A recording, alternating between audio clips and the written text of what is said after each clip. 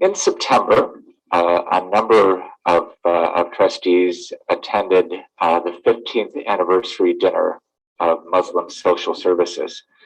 And this is an organization in our community, just down Ardelt, in the Family and Children's Services building, the Family Center, that provides counseling and other programs for Waterloo Region's Muslim community.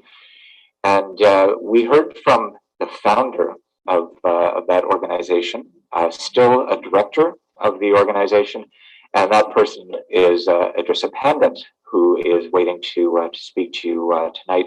She's speaking to you virtually because she has sniffles and wanted to make sure that she was protecting her health by speaking virtually instead of in person as we had originally intended.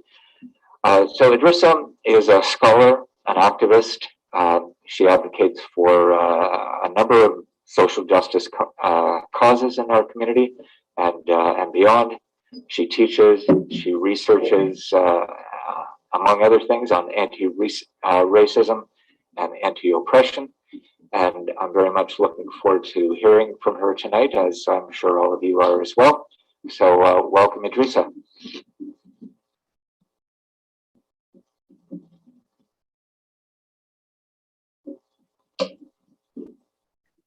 Good evening, everybody. Sorry for my absence from the boardroom. And thank you very much for your invitation, Mr. Outgoing Chair, Mr. Pitkowski. Thank you very much. And to all trustees, my sincere congratulations. You have committed to this serious endeavor of supporting our education system, our parents and children, our community, and helping establish a system that will uphold truth and justice and human rights of all students and teachers in this community. May our and your collective efforts on this board bring about a healthy community of learners and teachers, one where all thrive in a truly inclusive system and where each and every child is valued and validated for who they are. Today, as you might have gathered from the title of my talk, I very briefly wish to share with you what I call the 3 A's that can possibly help us move on the spectrum of anti-racism. So let me begin with a conscious acknowledgement. I wish to begin by acknowledging the land on which I stand or sit, the generosity, grace, and hospitality of the indigenous peoples who were stewards of this land, people who were displaced and dispossessed of their rights and dignity and erased. As a settler, it is my pleasure to acknowledge the pain and suffering of my indigenous brothers and sisters and stand in solidarity with them in their struggles to reclaim their fundamental right of self-determination. I am as complicit in their dispossession as those who first occupied these lands and caused a genocide. Therefore, the fight for justice begins with acknowledgement that I will never be able to know the entirety of their pain and suffering, but that I will commit to doing my part in their journey of healing. In my mind, reconciliation is still a distant dream. As an educator, I and other educators cannot commemorate days such as the Orange Shirt Day without understanding the true import of the dark secret of Canada's residential schools, whose lasting impact is with us here and now. No, we cannot forget, because to forget is to undermine and dismiss the reality of this nation and our responsibility in doing our part to undo the wrongs.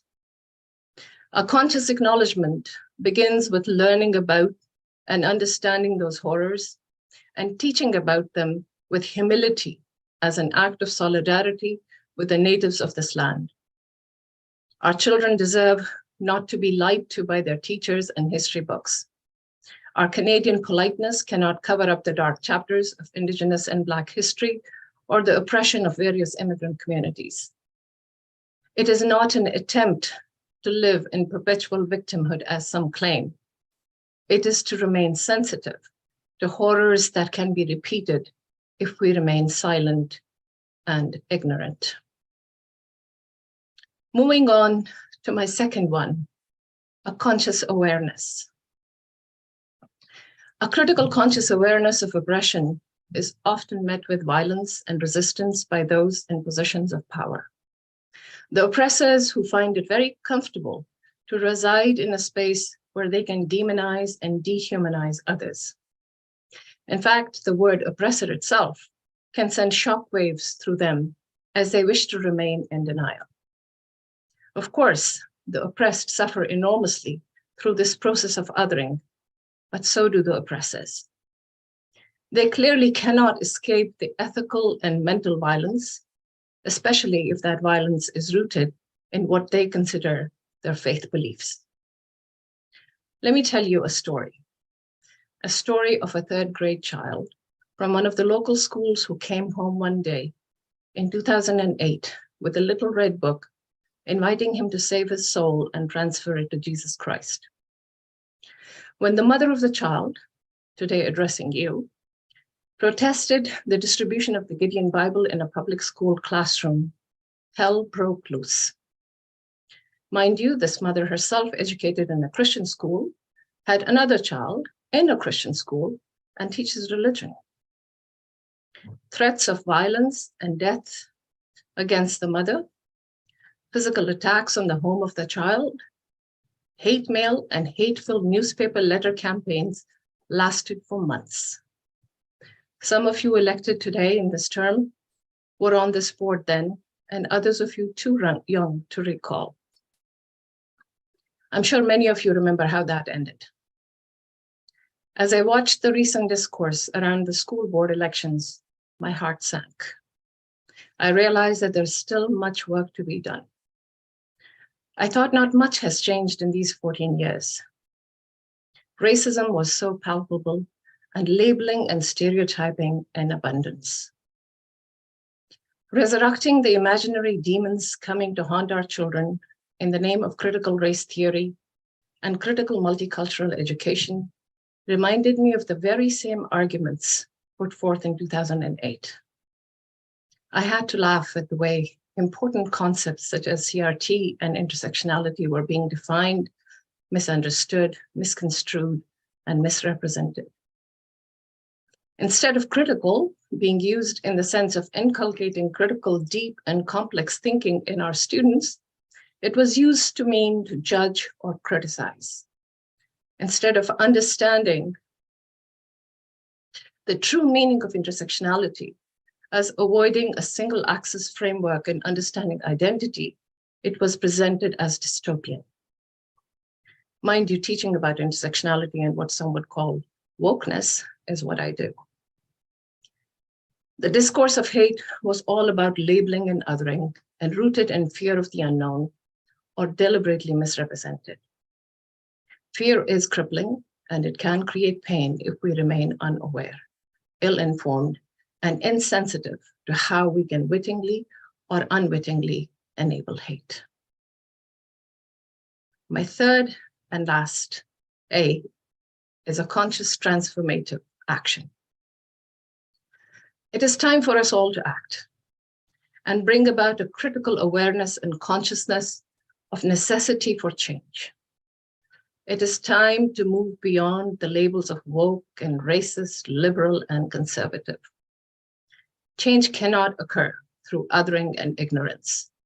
Change can also not occur through designation of the task of anti-racism to a group or an individual, or an office that bears the label of diversity, equity, and inclusion. Diversity, in my mind at least, has been reduced to nothing more than increasing outward visible difference without making any systemic changes necessary for that diversity to thrive. What we need is collective action to end oppression. And for transformation to occur, the marginalized cannot succeed on their own. All that they will end up with is burnout and being blamed for inability to create change on their own.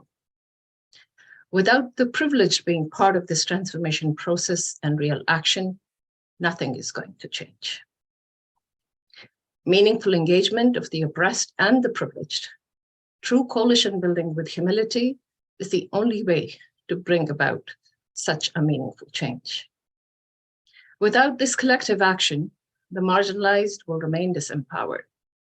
No, it is not enough to say we are all humans or that all lives matter. In fact, such statements are demeaning to those whose lives have been and continue to be marginalized, those who suffer every day because of who they are and how they look or dress, or the faith they follow.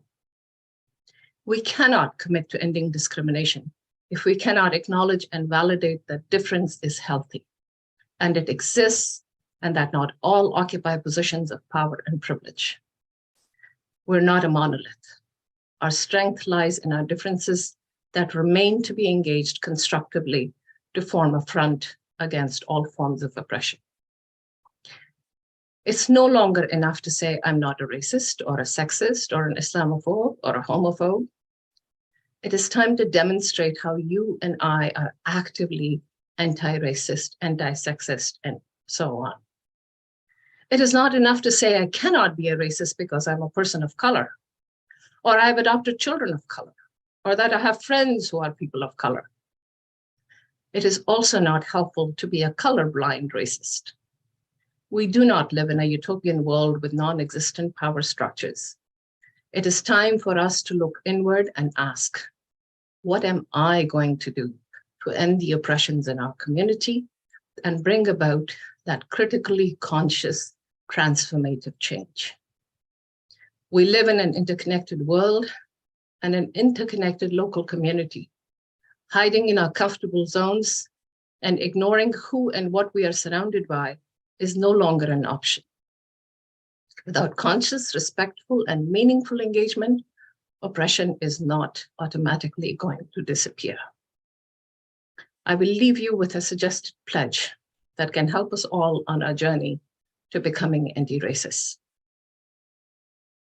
I pledge to embark on a journey of becoming an active anti-racist by engaging in difficult conversations with honesty. I'm conscious that evasion of difficult conversations causes real harm. I acknowledge that while I may not personally be responsible for the harm that exists because of history of racism and racist attitudes, I do have a group connection to either perpetrators or recipients of racism. And I benefit from invisible systems that privilege me. Therefore, I will lean into my anxiety or discomfort this conversation may create. I will commit myself as an anti-racist by being honest today and beyond, and seek to learn more about racism and all forms of oppression on my own. While I can learn from the lived experience of the marginalized, I will not depend only on marginalized people to educate me.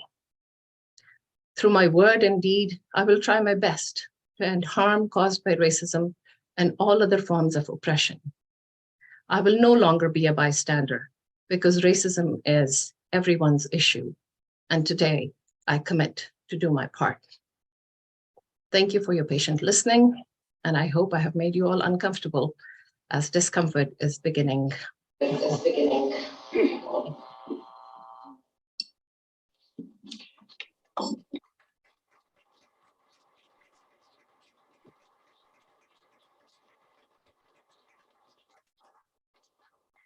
Idrisa, Jazakumullah khairan. Thank you for sharing with us and presenting to us tonight and leaving us with lots of things to think about and reflect on as we lead for all of the students and families that we serve.